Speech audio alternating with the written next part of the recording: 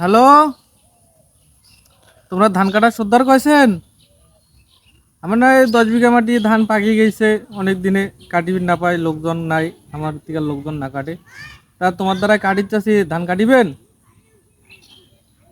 হ্যাঁ হ্যাঁ, ধান তো খারা দিয়েছে। কি কয়েছেন, ধানের খারাদি থাকলে এক রেট, পানির থাকলে এক রেট, সুতি বললে আরেক রেট। কি কন তোমরা? আমার ধান কিন্তু খারা, যে খালি খারা যদি থাকে তা কত রেট? 3,000। আমার ধান তো খারা দিয়ে আছে, তা আমার দাম 3,000 টাকা কাটবেন না? কি কইছেন? পানিত পড়লে, পানিত থাকলে আরেক রেট। আমার ধান তো 1 হাঁটুর বেশি পানি, এই গোলায় গোলায় ধানের পানি। এলা কত 5,000? তা কৃষি করি তো আমার কোনো কিছুই না হয়, তার কি করিবেন? আমার ধান কাটিরে নাকবে।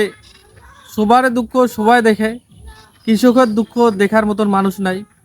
সবাই সবার কাজ কাম বাদ দিবার পারে, কৃষক বাদ দিলে কি করবে? মরি যাবে। এই জন্য কৃষকের উপরে সবাই চড়ি বসি খায়, আর করার কিছুই নাই। এখন ধান কাটিবারে নাকবে, তা তোমরা কাল আইসেন। ধান আমার পানি দিয়ে যেহেতু পইছে, আর আমার দুঃখ তো দেখিবারও লোক নাই এই দেশত। তা কি করিবেন? দুঃখের কথা আর কাক কই আইসেন। তা ঠিক আছে, ভালো থাকে।